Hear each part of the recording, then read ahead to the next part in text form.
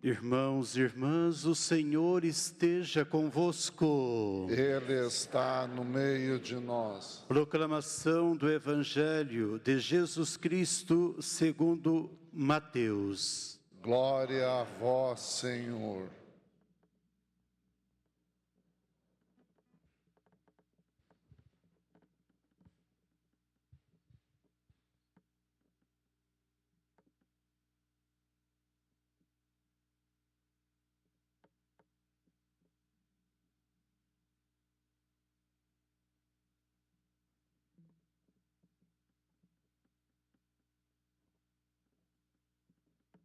Naquele tempo, Jesus foi à região de Cesareia de Filipe e ali perguntou aos seus discípulos: quem dizem os homens ser o Filho do Homem?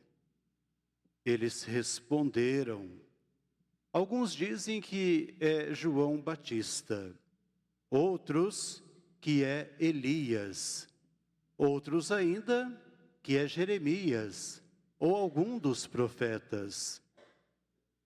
Então Jesus lhes perguntou: e vós, quem dizeis que eu sou? Simão Pedro respondeu: tu és o Messias, o Filho do Deus vivo.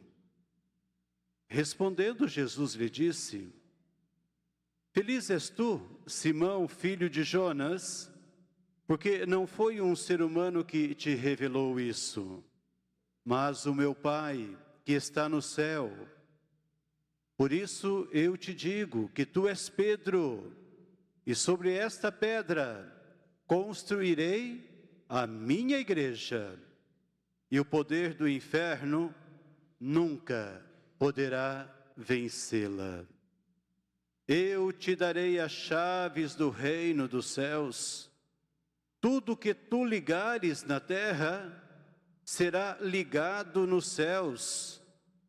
Tudo que tu desligares na terra será desligado nos céus. Palavra da salvação. Glória a vós, Senhor.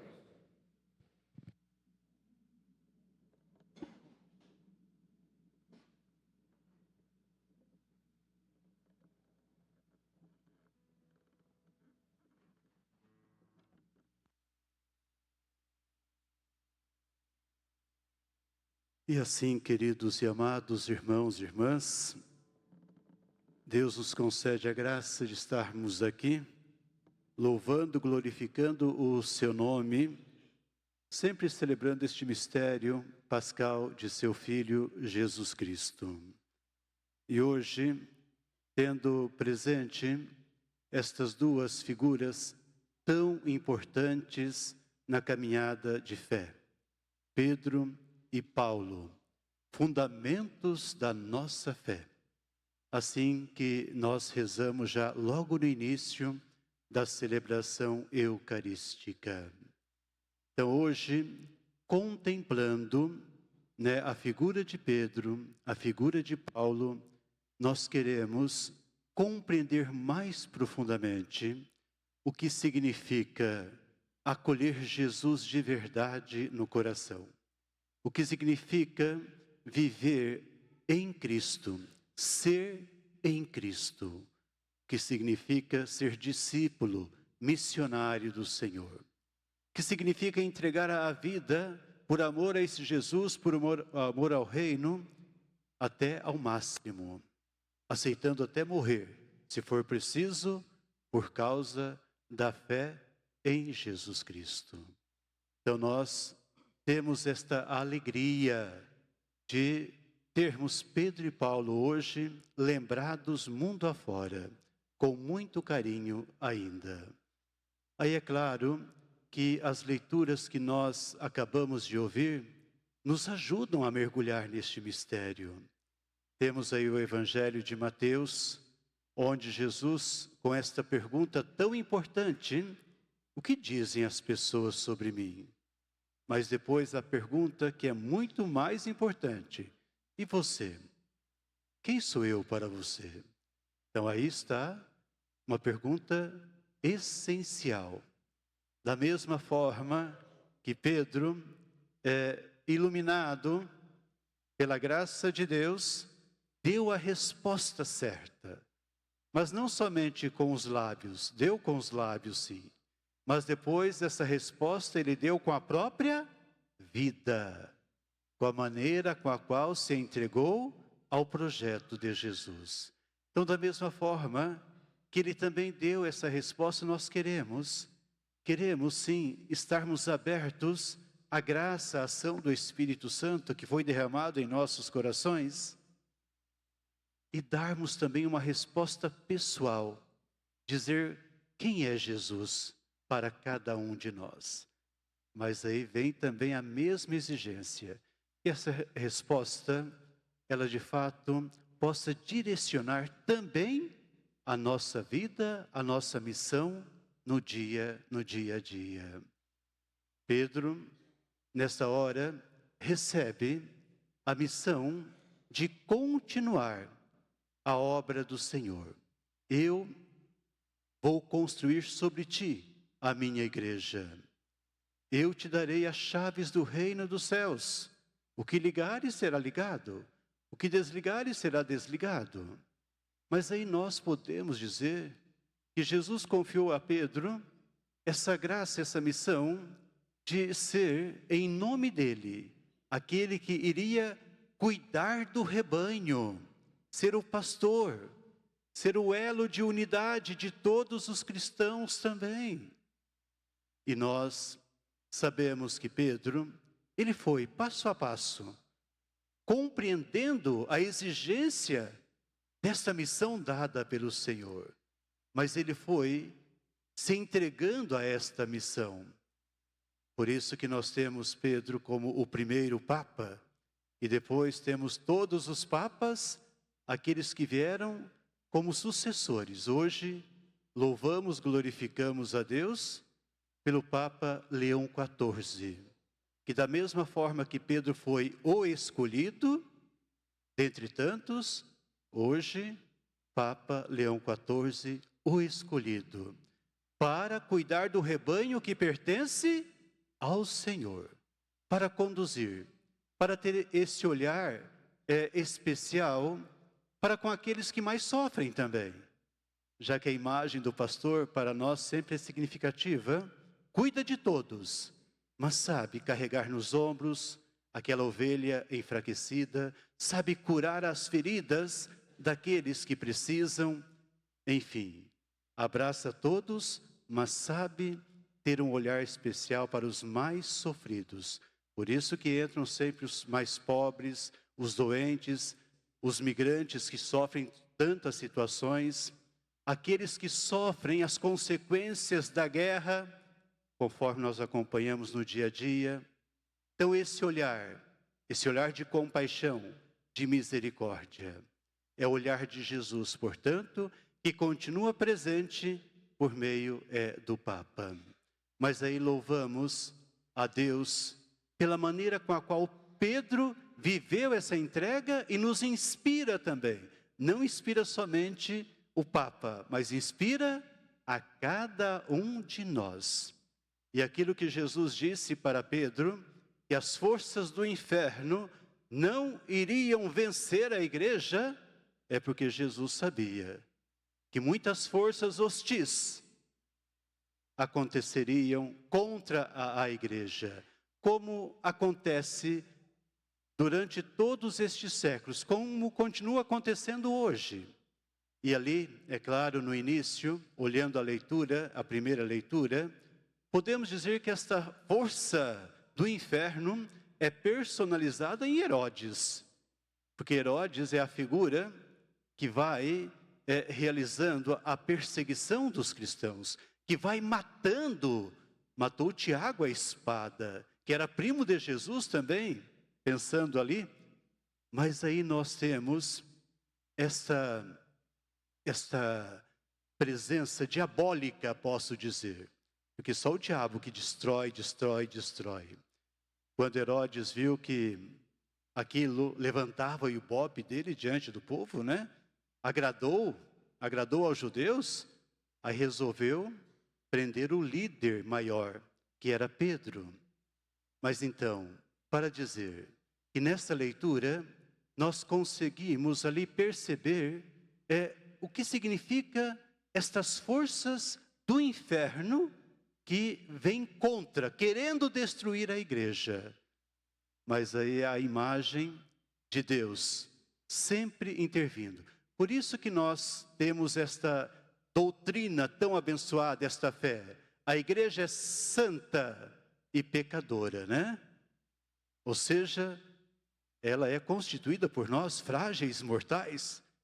Nós, tão pequenos, tão movidos às vezes pelos instintos, mas ela é sustentada pela graça do Espírito Santo. Ela é sustentada pelo próprio Deus. Ela é uma instituição divina e nós acreditamos nisso. Então a imagem do anjo é a imagem do próprio Deus que intervém. É a minha igreja, podemos pensar Deus falando isso. Então ali, depois que Pedro é libertado e de uma situação infernal mesmo, né? Olha, 4 grupos de soldados. 4 soldados cada grupo, ainda acorrentado, 2 soldados, 1 de cada lado, para dizer que a força do inferno é grande, mas a graça de Deus muito maior. Então esta imagem muito significativa. Aí Pedro depois começa a louvar, glorificar a Deus, percebendo como que Deus vem agindo e sustentando, realizando a sua obra. Mas o que nos chama a atenção nessa leitura é que enquanto Pedro vivia esta situação, toda a igreja se encontrava em oração. Então aí já vem um chamado para todos nós. Quando percebemos ventos fortes contra a igreja, contra o Papa, contra os bispos, aqueles que hoje são os sucessores também dos apóstolos, então a igreja é chamada a se colocar mais em oração. O problema é quando pessoas que se dizem da igreja são aqueles que ficam minando, ou seja, agindo contrário. Aí temos que rezar por essas pessoas também. E muito ainda, para que Deus toque a alma, toque o coração, já que nós temos grupos tão fechados, né? Em nossa sociedade, que se dizem católicos verdadeiros e que às vezes ficam atacando muito, né, a igreja também. Então nós olhamos com compaixão e misericórdia para também estas forças, e que eu entendo que são forças diabólicas, porque não geram unidade. Pelo contrário, vão gerando divisão, e muitos ainda vão entrando na onda. Esse que é o perigo ainda. Então, como ter o Espírito Santo sempre agindo em nós, dando o discernimento, e assim deixarmos com que essa graça de Deus continue falando mais forte em nossa vida. Então aí nós podemos dizer, com todas as letras, Deus continua presente e sustentando. Quando olhamos a história da igreja, quantos momentos tão complexos essa igreja viveu? Quantas vezes até nós, líderes, né, no passado, tivemos tantos comportamentos, a gente tem que bater no peito e dizer, nós, mas que sempre Deus, Ele se manifestou de uma forma extraordinária. Às vezes até quando o poder, vou falar o poder político das épocas, né, dominavam mais, queriam mandar na igreja também, são tantas e tantas situações na história, mas aí de repente Deus fazia surgir um Francisco de Assis, uma Clara, ou tantos outros santos, com uma inspiração tão divina e que dava uma guinada também nas próprias coisas da igreja. Então louvamos porque as forças do inferno jamais irão vencer, né, esta igreja que é instituição divina, é humana porque é constituída por todos nós também. Então nos alegramos por pertencer a essa igreja, por fazer parte desta igreja também, por saber que com todas as nossas limitações, nossos pecados, Deus está presente, Deus está agindo. Agora, como também olharmos para Paulo, sobretudo, na segunda leitura, e pedirmos essa graça a Deus, para que nós também possamos amadurecer, crescer cada vez mais, não só no conhecimento, também, mas acima de tudo, crescer nesta fé, crescer neste amor, nesta entrega à missão que também Deus confia a cada um de nós hoje. Porque isso é de grande importância. Cada um que recebeu o batismo, você que recebeu o batismo, precisa sempre se perguntar: Deus me chama, Deus me quer para algo. Qual é a missão que Deus quer, que Deus tem para mim? Ou seja, quem já descobriu, se entregar cada vez mais. Mas às vezes a pessoa vai vivendo o dia a dia sem essa compreensão, que ela também é chamada a anunciar, a evangelizar, a fazer com que as sementes do evangelho sejam semeadas, e semeadas onde quer que você esteja. Então aí entra esse pensamento importante: como deixar-me ser conduzido pelo Espírito Santo onde Deus me colocou hoje, com as pessoas com as quais eu estou convivendo, e como ser esta presença do amor de Deus aqui, neste lugar. Então aí nós queremos crescer, amadurecer cada vez mais nesta fé, nesse entregar-se, como discípulos missionários do Senhor. E peçamos essa graça para que um dia alcancemos a mesma maturidade de Paulo, Ele compreendendo, não era idoso, não estava doente, então era compreensão de que a perseguição era muito grande, mas que estava chegando a sua hora também. Até faz pensar em Jesus, a minha hora. Paulo também percebeu. Mas qual é a atitude dele? A atitude dele é de entrega.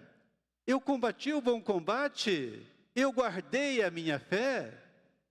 Aí aquela frase que o Papa Francisco deixou para nós como uma riqueza muito grande para o ano jubilar: a esperança não decepciona, é proveniente da experiência de Paulo.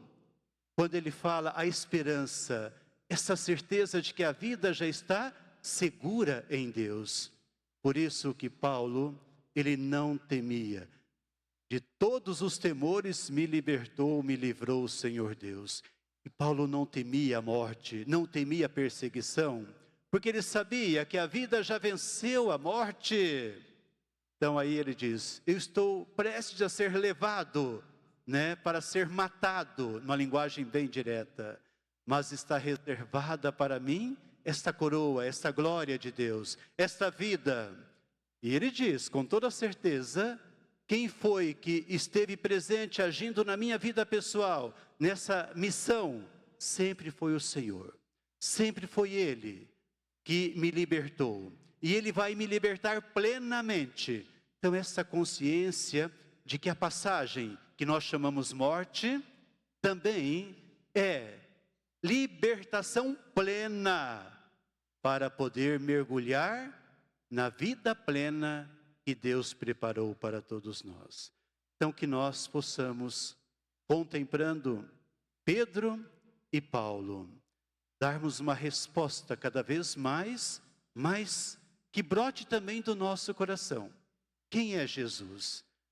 Jesus é aquele que é a razão da minha vida, é aquele que me sustenta igual um matrimônio, viu? Na alegria, na dor, no sofrimento, na saúde, na doença, é igual um matrimônio mesmo. Jesus é aquele que me sustenta em todos os momentos, é aquele que é o companheiro do dia a dia.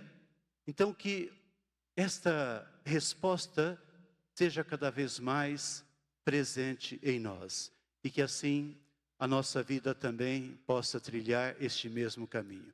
E quando, se Deus permitir, que nós também tenhamos compreensão que está chegando a nossa hora, para que tenhamos também esta alegria de dizer: Senhor, eu completei a minha carreira, eu vivi, eu guardei a minha fé.